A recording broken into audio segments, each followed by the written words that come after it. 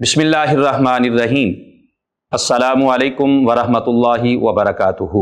ایک مسلمان اس کے لیے جتنا دنیا میں رہتے ہوئے باقی علوم کو حاصل کرنا ضروری ہے، اسی طرح سے قرآن پاک کو سیکھنا اور پھر سیکھنے کے بعد اس کو پڑھنا، یہ بھی انسان بلکہ مسلمان کے لیے انتہائی ضروری ہے۔ قرآن پاک پڑھنے کے لیے ہمیں اللہ نے اور اس کے رسول علیہ الصلاۃ والسلام نے قرآن پاک میں اور احادیث میں بہت کچھ بتایا ہے۔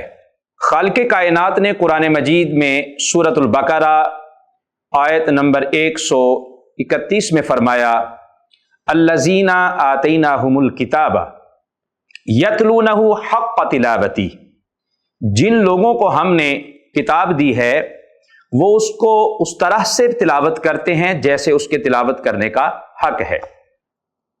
ناظرین، نبی کریم صلی اللہ علیہ وآلہ وسلم نے فرمایا، خیرکم من تعلم القرآن وعلمہ، تم میں سے بہترین شخص وہ ہے جو خود قرآن سیکھتا ہے اور دوسروں کو سکھاتا ہے۔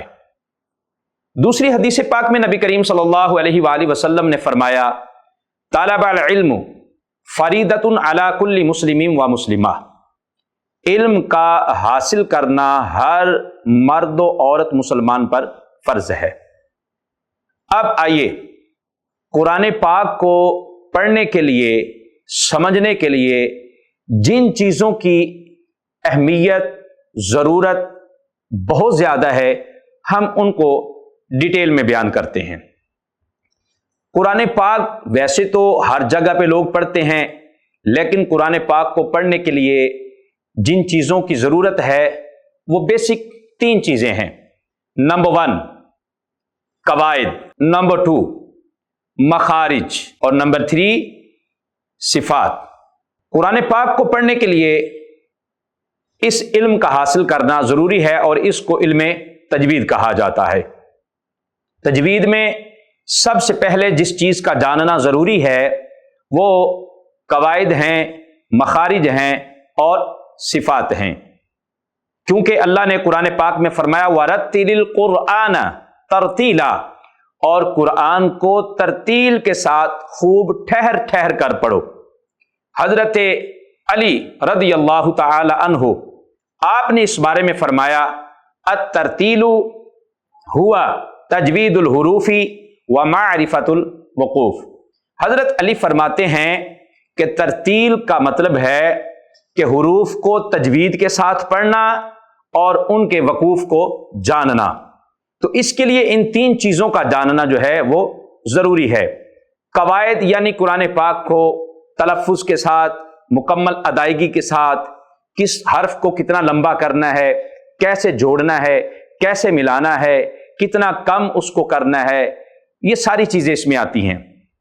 اور مخارج کا مطلب ہے کہ جس جگہ سے حرف ادا ہوتا ہے اس کو مخرج کہتے ہیں، یعنی کہ کسی حرف کے ادا ہونے کی جگہ، نکلنے کی جگہ۔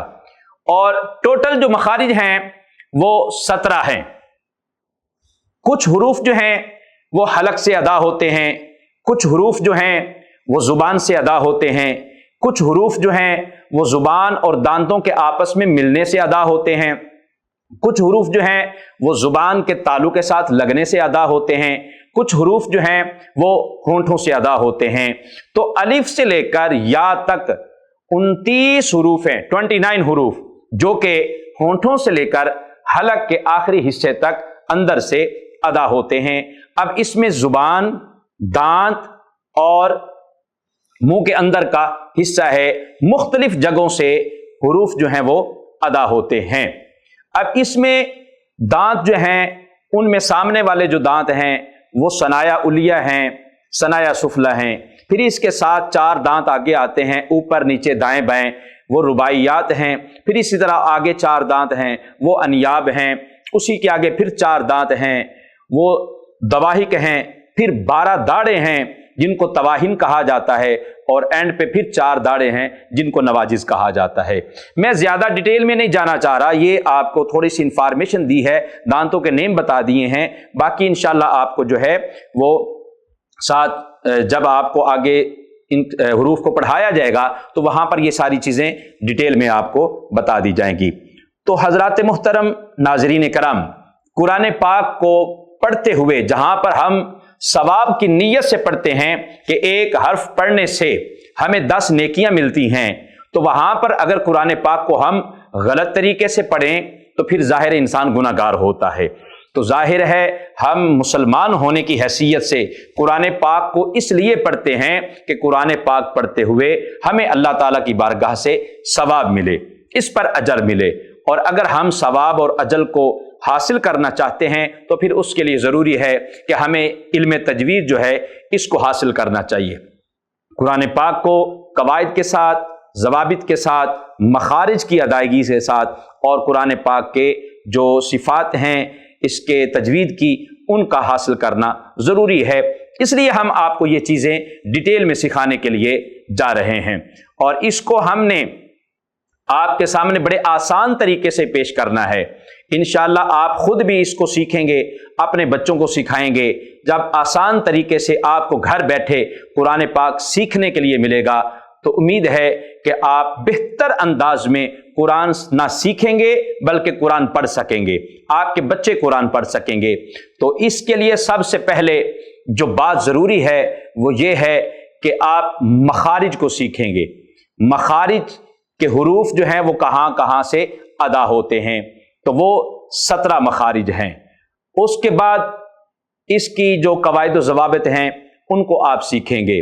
میں الحمدللہ ایک مسلمان ہونے کی حیثیت سے فرقہ واریت، مسلکی معاملات سے بالا تر ہو کر بس اس لیے کہ میرا یہ پیغام ایک عام مسلمان تک پہنچے اور وہ قرآن کو اچھے انداز کے ساتھ، آسانی کے ساتھ پڑھنا سیکھ سکے، تاکہ جب آپ قرآن پڑھیں تو پھر آپ کو قرآن پڑھنا جو ہے وہ صحیح طریقے سے آنا چاہیے، اور اس پر اللہ کی بارگاہ سے آپ کو اجر و ثواب مل سکے۔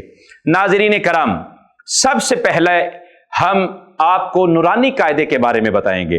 نورانی قاعدے کے اندر مفردات ہیں، مرکبات ہیں، حرکات ہیں، تنوین ہے، اور کھڑی زبر، کھڑی زیر، الٹا پیش، یہ چیزیں ہیں۔ حروف مدہ ہیں، حروف لین ہیں، جزم ہے، تشدید ہے یعنی کہ شد والے حروف ہیں، اور اس کے بعد مدیں وہ آ جاتی ہیں کہ بڑی مد کون سی ہے، چھوٹی مد کون سی ہے، حروفوں کو آپس میں ملانا کیسے ہے، پھر ان کے لفظ کیسے بنانے ہیں، لفظوں کو ملا کے پھر ایک جملہ کیسے بنانا ہے، یا ایک جو ہے سینٹنس کیسے بنانا ہے۔ یہ ساری چیزیں جو ہیں یہ ہم نورانی قاعدے میں سیکھتے ہیں۔ نورانی قاعدے کے اندر ڈیٹیل کے ساتھ آپ کو لیسن وائز جو ہے بڑے اچھے طریقے سے آگاہ کیا جائے گا، اور اس کے بعد انشاءاللہ ہم آپ کو قرآن پاک کے پارہ نمبر 30 کی طرف لے کر جائیں گے۔ وہاں پہ آپ کو سوراز، آیات قرآنی، ان کو اچھے طریقے سے پڑھنا آپ کو سکھایا جائے گا۔